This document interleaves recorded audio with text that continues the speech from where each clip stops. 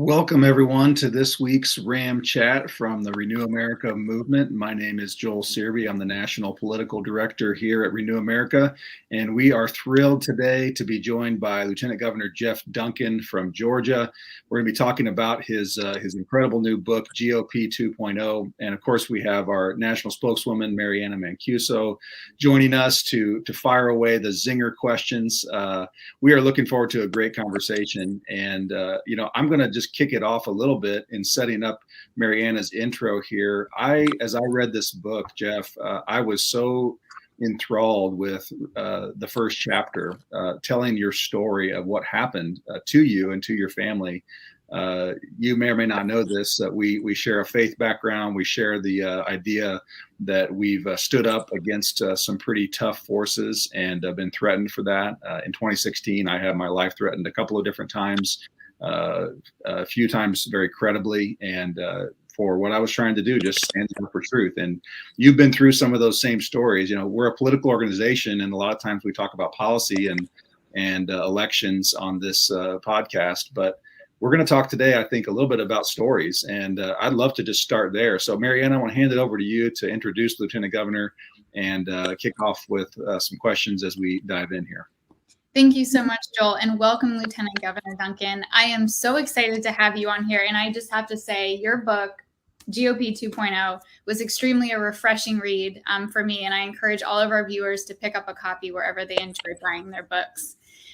So as Joel had mentioned, you know, a lot of us have stories when it comes to having to watch the party that they've loved and worked for so near and dear to their heart kind of retreat from their principles and values. So while most of our viewers may not have read your book, would you be able to tell us your story and what you experienced in the aftermath of the 2020 election when you stood by truth and principle and your conviction to ensure that no misinformation regarding any of the hoaxes or things that were being peddled by Donald Trump and his sycophants were being spread? If you wouldn't mind sharing your story with us, we would love to hear it.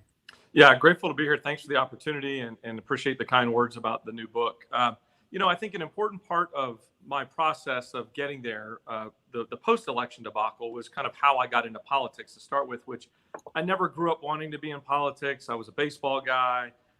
Professionally, I was a business entrepreneur, family-centered guy. So I got into politics because I just felt called to try to do something different. And so when I got in 2013, I just was driven by conservative principles, right? That's why I was there and thought they were the best way to kind of manage state government.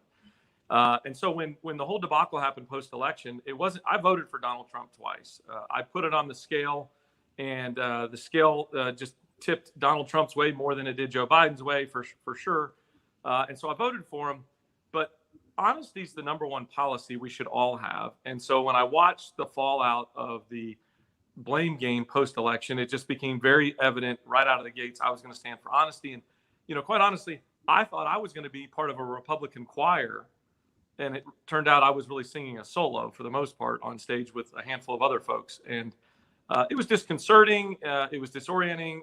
Certainly, I'm trying to raise 3 kids right here. And this is my kitchen. I'm trying to raise 3 kids. And, it was very, very, very difficult period of time. But it was also reassuring that we were on the right track doing the right thing. And that's really that was the catalyst moment behind the book was, we can either sit or complain about the past or we can project the future. And I'm just, choosing to live in the future instead of the past. I love that. And when you talk about the catalyst for the book, what was the aha moment? A lot of people, when they talk about writing books, it's this labor of love, but it's also something they don't ever want to have to do again because it's such a painful process. So when you think about the storyboard from the idea to the actual, like the fact that we're holding this in our hands, where was the moment where you're like, I need to put pen to paper and share this with the world to give us a roadmap? So what's crazy is I just had this flashback. You just raised that book up. A year ago, sitting in this kitchen, I had no idea I was going to be an author. I had no idea that I was going to be on 100+ national television shows and have articles written almost every day about my direction for the Republican Party. So happened quickly. I actually started to sketch a plan of 2.0. It's really kind of what I've done as Lieutenant Governor here in Georgia. Is I've tried to lead the Senate because as the LG here in Georgia, I'm the president of the Senate. That's the majority of my job description.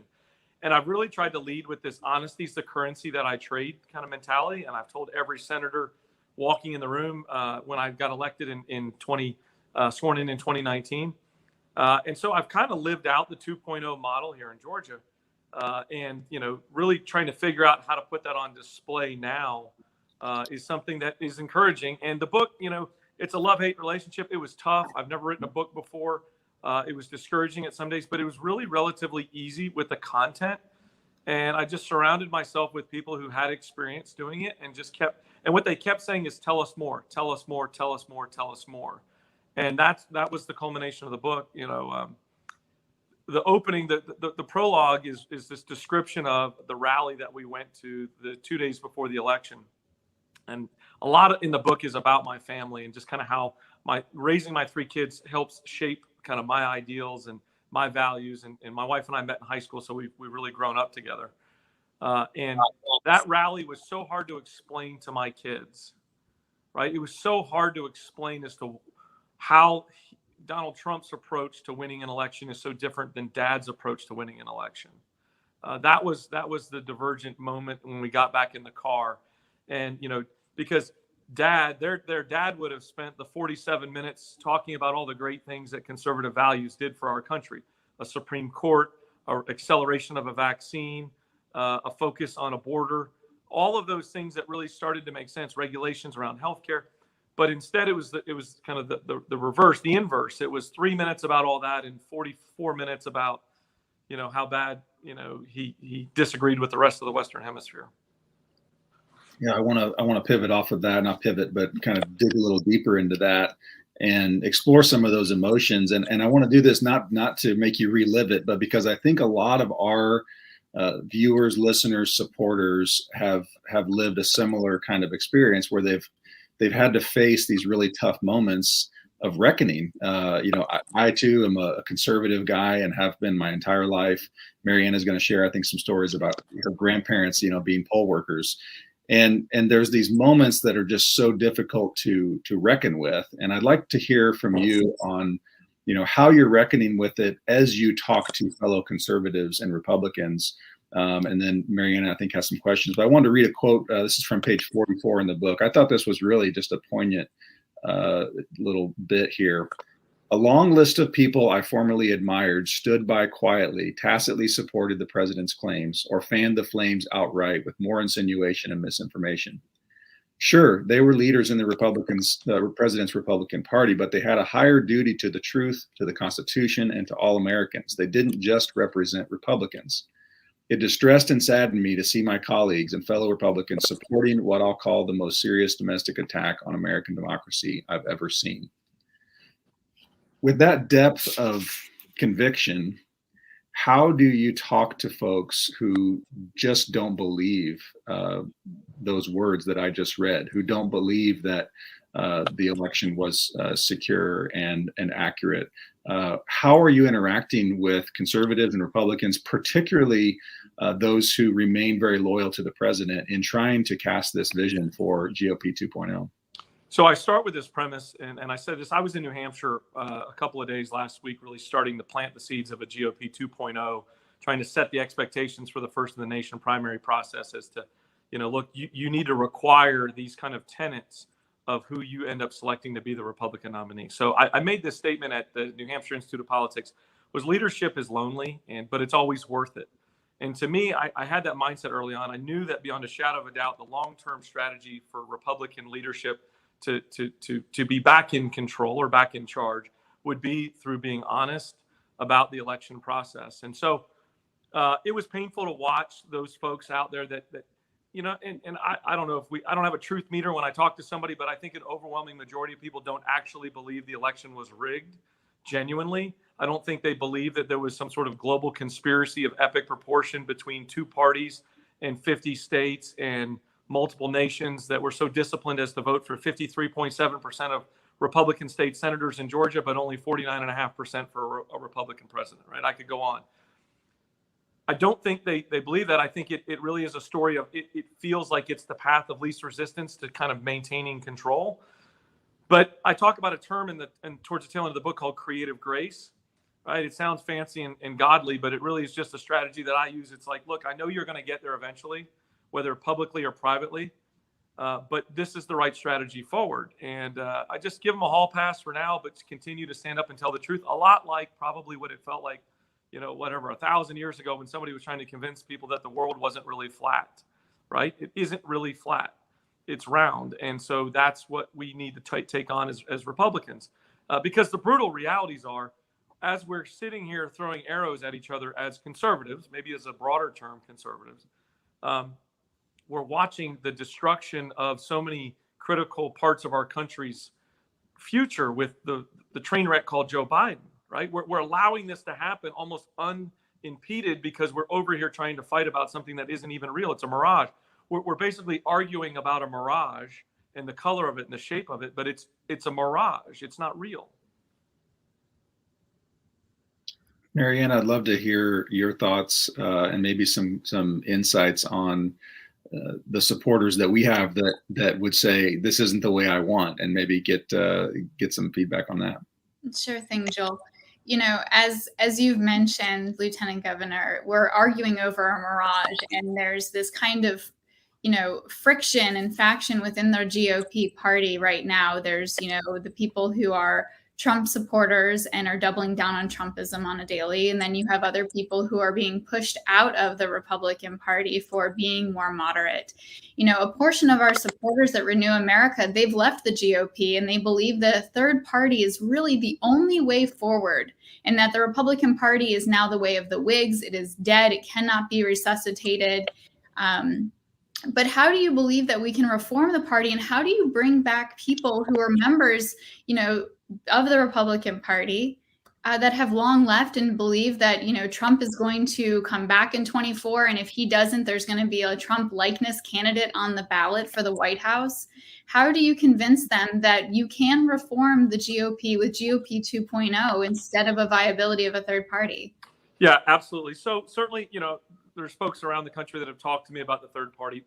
I'm not there. My approach is about trying to take back and heal the Republican Party. I think we're closer than maybe what it feels like on the surface from the conversations I'm literally having all over the country, including ones like this multiple times a day.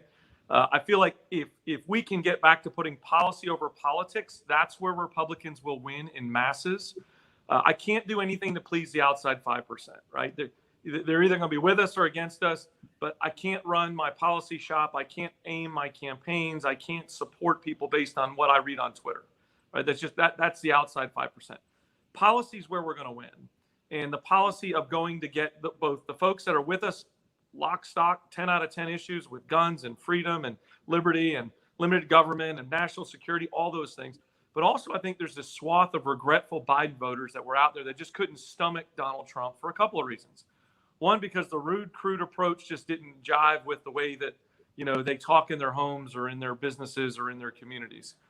The other part, I think, that showed up in 16 to support Trump that I feel like walked away in 20 were those that were really bought into the drain the swamp mentality. Because, look, that was the greatest campaign slogan ever, right? It will probably go down in history as the greatest campaign slogan ever.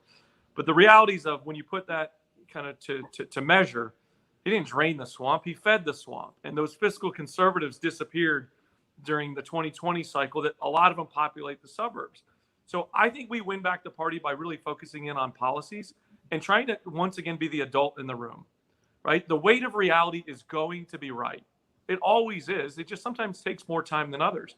I hope we're smart enough as a GOP to accept that reality before the 2024 cycle starts, or else we're going to come in second place again, and we're going to have to be under either Biden or somebody else's leadership from the Democratic Party, and continue to have no say-so in what we do in Afghanistan, on the southern border, with inflation, with gas prices, with crime, all those things that are big issues to us. We lead on policy. I think we've got a chance to take back America. I love your optimism. And Joel, I want to actually just turn this point over to you to talk a little bit about our renewers and the way that we're working with this, and if there's any possible synergy, which I think that there is. Yeah, well, and it's a time for us, as an organization. The way we've approached this is a little different than you, honestly, Lieutenant Governor, which is we have felt a real urgency around protecting the core institutions of democracy. And I personally have not changed any of my conservative positions. I see it more as what is most urgent at this moment. And so what we've decided to do is we are supporting Republicans and Democrats in the House who are very much, I would call them not necessarily moderate, because some of them are conservative on the Republican side. We are not supporting any far left progressives, but moderate Democrats, common sense Republicans and Democrats who have said we're willing to work together for the good of our institutions and our democracy. You mentioned a lot about working across the aisle as Lieutenant Governor. You've done a ton of that on very important issues. And so as we look at it, we're looking at democracy and institutions and as you point out very often, the importance of the integrity of our voting systems and holding those up. And so we just have made that choice that it's important at certain moments to work with people from the other party and in fact even support them. Now, are there regrets on that? Of course, some people have regrets on that. You mentioned Biden voters who regret that, and I would say that a lot of us are very concerned about the direction of our economy and our country. But I wonder how you think about that as you look forward in rebuilding a GOP that you would like to see in the ways that you lay it out. Where does working with Democrats fit into that in your mind? Well, I am proud of our track record, both in the Senate as the president of the Senate and also as my 5 years in the House working with the other side of the aisle. I think it's our responsibility to try to work with those on the other side of the aisle. We can't just divide ourselves into two separate people when we're elected to represent. And so oftentimes but I do it with the ability to have a conservative slant on what ends up happening, right? Whether or not, like in the book, I talk a lot about immigration. I think we're going to have to work with the other side of the aisle on those big topics like immigration, right? We can't just talk about border security in half-throated terms like build the wall for 462 miles, but not really truly have a policy in place. And we also, in a parallel strategy, have to talk about the 16 million undocumented folks here. I think if we talk about, the Second Amendment, we talk in the book about this, conservative gun strategies, right? Gun policies. I have no seat at the table when I talk about my Second Amendment right now. I don't have the House, I don't have the Senate, I don't have the White House. And so we have to work with others and have to be willing to have those big conversations. And so I do think it's important. So somebody asked me the other day, they said, you ought to be done. This was on national TV. It was a big, scene. They said something like, Donald Trump's kicking you out of your own party. And my quick comment was, it's going to have to take somebody bigger and tougher than Donald Trump to kick me out of my party. I've been here a lot longer than he has. And so I am rooted in those GOP kind of principles. And I think those typically on a normal day, the best folks to sit in those elected offices, but knowing the reality is there are going to be folks on the other side of the aisle and they make us better, right? I think about one of the biggest legislative achievements I had was this rural healthcare bill. I created a tax credit for rural hospitals. And I used conversations with the other side of the aisle who started out voting against the idea. I said, look, that's okay, vote no, but tell me what you would do to improve it. By the time I got done, we had unanimous support. And it really is one of the reasons why I became Lieutenant Governor here in Georgia. So yes, there is value in the other side. There's also value in civility. I want to lead the conversation. The Democrats, look, they've got their own problems. I think there's many of those folks that watching the hard dive left that just feels like they're placating the outside 5% that are the noisiest, but maybe not the most represented. And so they certainly have their own issues and their own rhetoric. But I think if GOP 2.0 is done right, it makes both parties better because we're going to redefine the rules of engagement. We're going to once again be in that leadership position on the campaign trail, but also in those offices of influence, whether it be in the state legislatures, even in small rural communities or suburban communities, the way mayors run their cities and the way, Congress, shows up to work. GOP 2.0 is a game changer for both parties if executed correctly. I love your enthusiasm for this, and I love your willingness to work across the aisle. In your book, you talk about empathy and tone as two key pillars for the GOP 2.0. One question that really struck me as I was reading this was, how is this possible to have these conversations, not across the aisle, but with other people within the Republican Party that aren't operating in the same set of facts and realities that the rest of us are? So I talked a lot about this in New Hampshire last week because this question comes over and over and over again. Like, look, on paper, it looks like you're so far from actually having any sort of majority to back this up. Here's how the average conversation is going right now. I walk into the Capitol and somebody, elected officials in there, they look both ways, they make sure nobody can hear them, and they get real close and they're like, Geoff, I'm so proud of you. You're doing the right thing. Long term, this is the right strategy for our party. I just wish I had some more air cover from leadership, or I wish my district was a little more supportive. And I got two routes to take there. I can either shun them and embarrass them and shame them, or I can say, look, I encourage you, it's sooner than later to take this. I equated it to the story I gave in New Hampshire was, when I was a professional baseball player, I was late 90s. It was kind of the peak of steroid use. And my wife and I decided that I was not going to use steroids for a whole host of reasons. But one, it was not the right thing to do. But two, it felt like a short-term sugar high, right? It felt both short, a lot of guys were getting hurt very quickly. We knew the long-term effects of using steroids, but also this big notion that there was always going to be an asterisk mark next to my name, whether somebody knew about it or not, about what my career achievements were. And so I just opted never to use it. That feels a lot like these guys and girls around the country, or women that are trying to get elected or reelected, trying to embracing this conspiracy stuff, this divisive rancor that I'm just encouraging every room I walk into, recognize it for what it is. It's a short-term sugar high. It's not a long-term strategy to lead. And I'm encouraged that more and more people are coming into that fold. Now, look, when you get to 2024, whether it's Donald Trump or whether it's somebody that looks like Donald Trump and acts like Donald Trump, there's not going to be the support. We're at a high water mark right now. There's not going to be, I believe, a majority of support inside the Republican Party for what looks to be another second place finish to what is failed strategies happening in the White House every day. I mean, it's just painful to turn on the TV and watch kind of the Trump-Biden ticket forming against common sense conservatives. And that's really what's happening. The Trump-Biden ticket is actually forming to try to knock out folks that really care about limited government, that want to go lead the world and have a secure nation. I mean, we wake up today less stable in the Middle East than we've been in decades because of a quick, rash decision meant to try to placate a small group of liberals.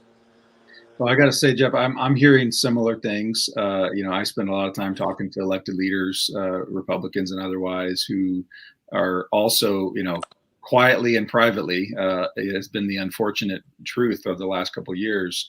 But also among, I'll just say, the donor class and business leaders. Business leaders, my goodness, they are very concerned, because what you have is not only some failed policies on the economic side, but then they'll put that on the Democrats and on progressives, and then they'll put this instability and this really insecurity on this kind of crazy far right conspiracy theorists, and there's real concern. I want to just go here for a minute around that.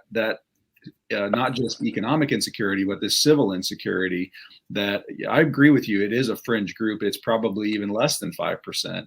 But unfortunately, we've seen over history a very small number of people with a very loud voice and very often some resolve and weapons can cause a lot of problems. And I know you share my love for Lincoln. I keep this selections of Lincoln's addresses from 1916. I want to read a quote from Lincoln that I'd love for you to respond to. And this is the tough stuff that a lot of our viewers are asking us, and why they're asking us to push on the democracy side. This is from an address in Springfield in 1837. So keep in mind when that is. Here's what Lincoln said. At what point then is the approach of danger to be expected? And he's talking about our democracy. I answer, if it ever reach us, it must spring up amongst us. It cannot come from abroad. If destruction be our lot, we must ourselves be its author and finisher. As a nation of free men, we must live through all time or die by suicide. This is a fairly prominent quote of Lincoln, who really said, and I think very prophetically knew, that our own weaknesses were our biggest threat, and these fringes were our biggest threat. What do you prescribe that we do about these agitators who are, whether you look at January 6th and just if you take all the politics out of it and just say the event of the day, these are things that are destabilizing. And how are you talking to folks, if you are engaging with folks who have these pretty radical ideas about how they think they should protect our country or push back? How are you dealing with that at a level of kind of personal conversations? And of course, you're probably dealing with that and seeing some folks who supported January 6th and otherwise. But how do you respond to that? And what do you think needs to be done? So I rarely bump into anybody that thinks January 6th was a good idea or made sense or was civil. I know that we hear about it on TV from folks either trying to sell books or create shock and awe, or folks like, Donald Trump, who tries to talk out of both sides of his mouth to try to gain influence in larger crowds. I'm one of those that think leadership matters, and I get that from my business background.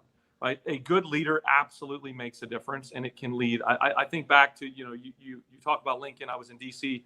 last week also, and my wife and I took some time to go walk around the Lincoln Memorial and just kind of spend a moment feeling the weight of his leadership. And I think back to when I was a kid starting to cut my teeth and grow up, and Reagan was the president, and just watching my parents' reaction to solid leadership. And I think leadership matters, and there's a vacuum of leadership of epic proportion in both parties all across the country. I think we are arriving at a point in time where leadership does matter and will matter in 2024, right? We're going to watch 22 play out in this massively chaotic, unexplainable series of elections. You're going to get some folks that win that you can't explain, that end up being more like Marjorie Taylor Greene than anybody else. Then you're going to get some folks that win over here or lose that you just can't explain. They've got a lifelong history of being conservative, of putting those things. They just don't believe in the big lie or aren't willing to lie about the big lie. And so I think we wake up in 24 cycle, and there's this overwhelming gravitation towards leadership. And that's what 2.0 is really all about, is trying to cultivate an environment, set the expectations amongst conservatives, those that may not even have voted for Trump, but it set that expectation for leadership. Because look, the brutal realities of this are, I said this on national TV on Sunday night, just came to my mind that we wouldn't pick Donald Trump or Joe Biden to lead any business in this country. Not one, right? They don't have the qualifications, the aptitude to lead a business, including a lemonade stand that one of our kids could set up and be effective at. But yet we picked them both in the last two cycles to represent us as our president. That's the brutal realities. I think there's a vacuum of leadership, and that's the void we're going to fill. And that's how we change the tide. We take away from that outside 5% that's using fear and lies and deception to try to influence the voting population. We take that away from them, and we put real leadership on display. Because at the end of the day, a majority of Americans really don't care if it's Democrat or Republican. They just need their problems solved, or they need their life. That mom that lives in the inner city needs better schools and safer streets. That small business owner needs less regulations in their pathway. They need a strong economy. They need a workforce that's trained and ready. There's lots of opportunities to put that type of leadership on display. Well, I agree with you. And again, like Mariana, love your optimism. I want to push a little bit. You mentioned Marjorie Taylor Greene, and I actually do interact with quite a few folks who do believe that January 6th was absolutely necessary. In fact, I make it a point to remain friends with a lot of my friends who believe that, because I think it's important that we don't break friendships and relationships. Some of my own family and some of my customers at our little retail store here in Florida. And what I've found is an inability to have a conversation, and ultimately I've had to just avoid the conversation. And I've tried to engage. So I'm just curious, as you get to some folks like Marjorie Taylor Greene, who is obviously supportive of what happened on January 6th and has said so many times, when you come face to face with either supporters of hers or those in your state as you're out on the road, what are you doing, and how are you engaging that conversation? And I'm asking, at a relational level, genuinely, because I'm out here like a lot of our listeners and viewers, just trying to navigate that. We want to bring that civility. We want to bring that unity and that tone with us into these conversations. But again, in a complete disconnection from reality and unwillingness to talk about these things. I'm just curious if you got any tips for us. Yeah. So great point. I write about this towards the tail end of the book a little bit about January 6th and the average person that showed up, not everybody, but the average cumulative profile of the person that showed up on January 6th was kind of a subset of Americans that were least affected positively by Trump's policies.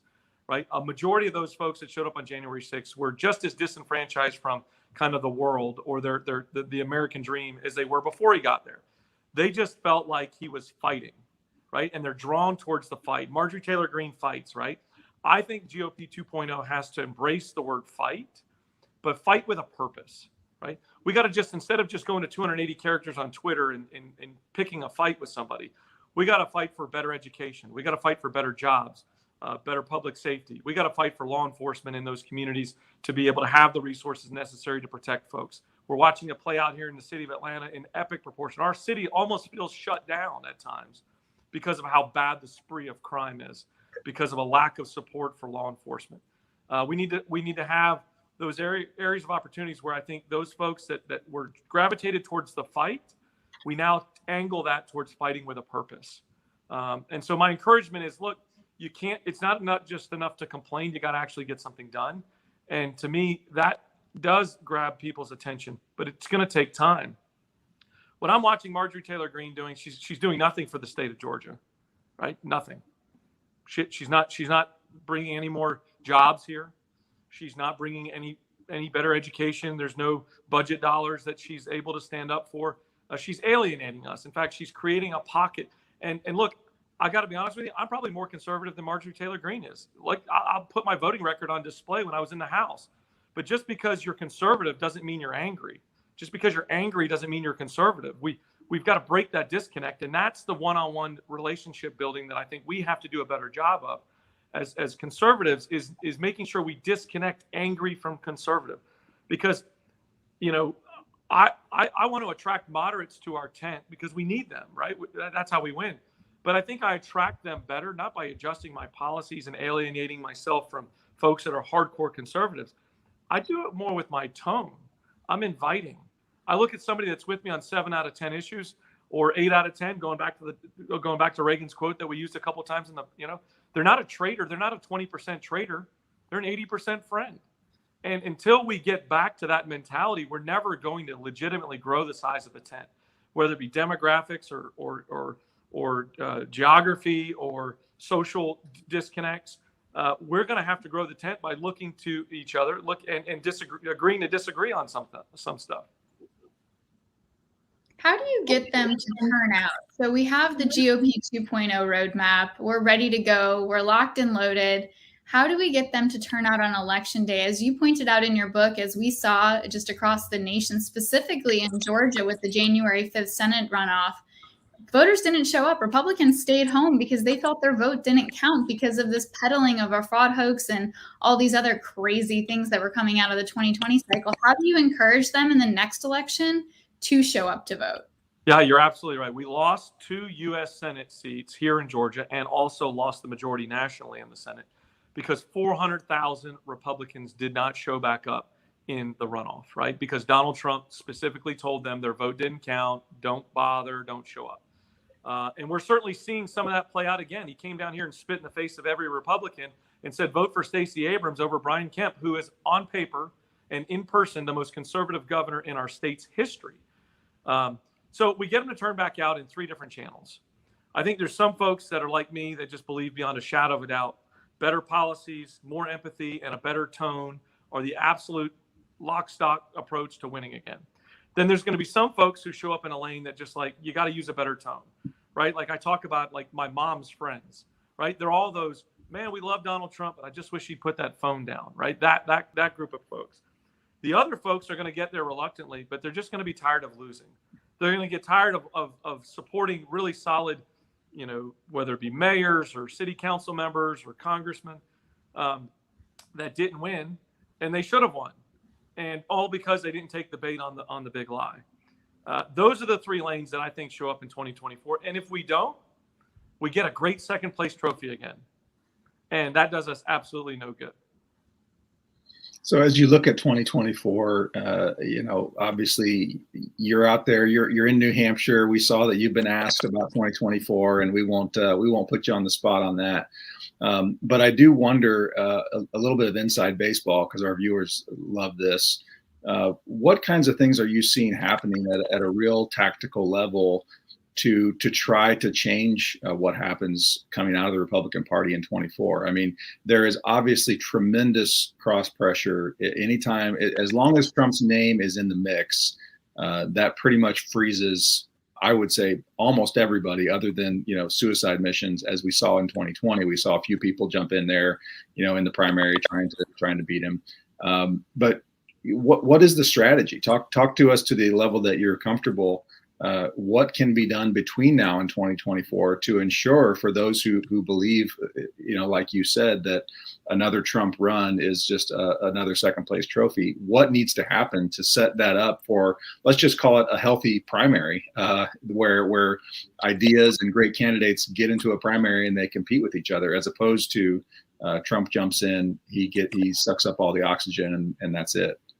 Yeah, I don't think Trump's attracted to leadership. He's attracted to the limelight. And that's what's got him playing this game right now of trying to act like either A, he's going to be a kingmaker, or B, he thinks he's going to be president again. The reality is he's got 0% chance of ever being the president again, right? It just, between history and daily self-inflicted wounds that continue to make it harder and harder to justify putting your stamp of approval on that brand of conservatism. And so with the distance of time and continued self-inflicted wounds, you're going to watch people wanting to walk away from him. But, you got this whole crop of elected officials that just didn't really have the gall to come out and call it what it was. And it was a big lie. It wasn't any sort of grand conspiracy. And so you got that whole crop of folks that, I think are going to be branded that way for now until the end of kind of this kind of current era of politicians. And then you got the other folks that are out there trying to thread the needle and trying to placate both sides. I just genuinely think that leadership is going to matter. I think when we wake up and the dust settles here and we kind of put on the scale how bad Joe Biden is and how bad we need to win as Republicans, that we're going to try to pick up the pieces and really try to identify this crop of folks that are really calling it for what it is. And that's a vacuum of leadership inside the party.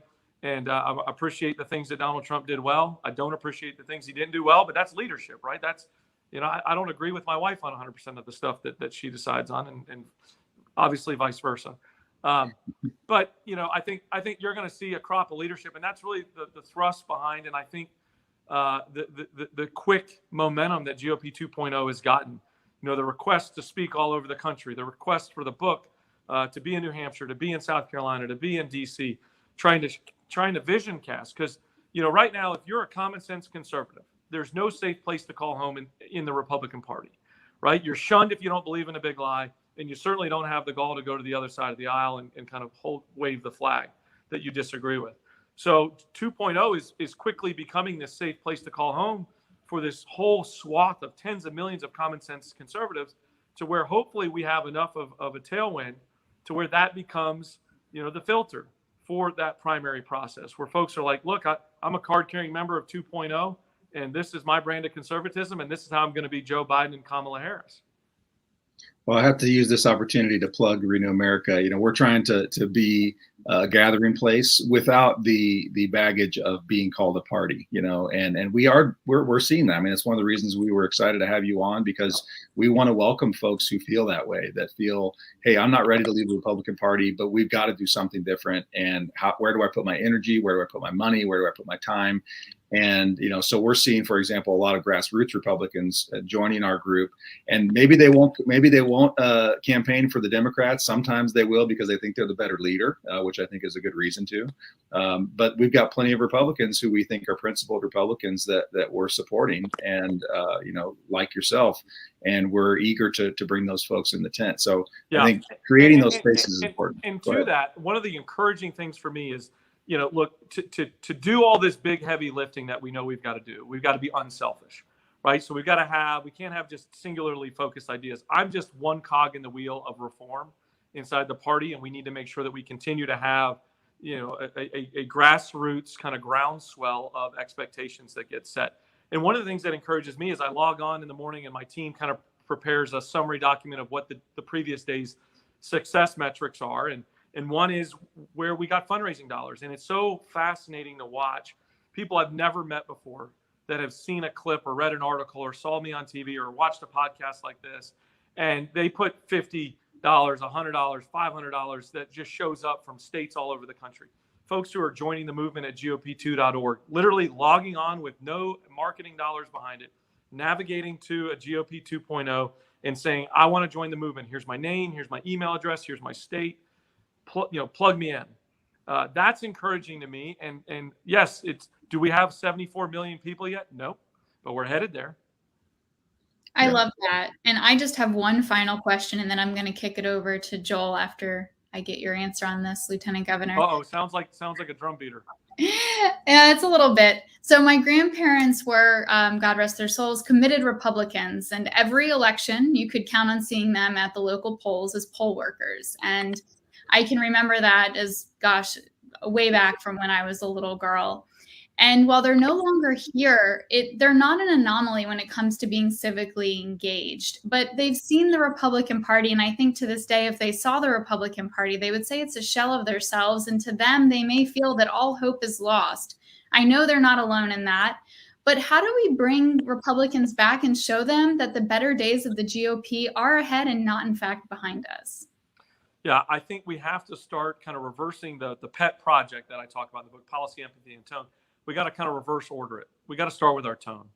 We got to practice what we preach. One of the things that happened to me that I talk a lot about in the book is Donald Trump went directly after me as a person. When I was on TV, not doing anything other than just saying fact-based truths that, there was no systemic fraud. Nobody has turned in any sort of evidence that made any sense at all in the state of Georgia. I got tweeted at directly, and my response was my first step in trying to put the pet project on display. I could have come back to him and called him every name in the book and gotten 1 million retweets, and I would have been the Twitter star for 8 minutes. But my measured response, because my kids were sitting here at this kitchen table here talking about what we would do as a response, was to thank him for his conservative leadership and to invite him to help us reelect Kelly Loeffler and David Perdue, which he did not do. We start with tone. Tone matters, and that's what separates us as Republicans, is our common sense conservative approach, because we don't have to scream about our ideas because they're that good. One of the first stories I talk about in the book is that rally in Rome, Georgia.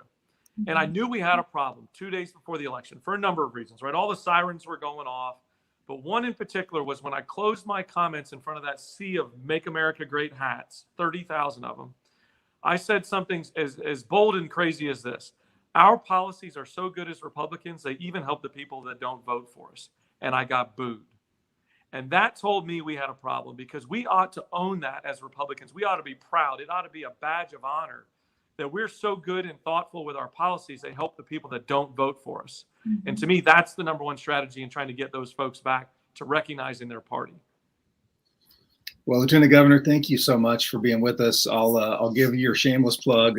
Pick up the book, GOP 2.0. There it is. Wow, double fisted. Thank you. That's right. We both read it. And you want to give us the website again so folks can make sure they go there? Yeah, go to gop2.org. Check out kind of our latest news stories going on. But also you can go to Amazon, Books A Million, Barnes & Noble, in person, online. It's available everywhere. Great. Well, and of course, we want to encourage our viewers to make sure that you subscribe to our YouTube channel, like this video, follow us on Facebook, Twitter, Instagram. Maybe we'll have TikTok soon. I think Marianne is angling for that. But follow us and help us to reclaim this country for good. Lieutenant Governor, thank you for standing up for truth in a very difficult time in Georgia. You stood out as a bright light, and we very much appreciate it. And we're hoping that our viewers will check out your book and the website, and onward for the good. So from everyone here at Renew America, thank you all for being with us today. Thank you.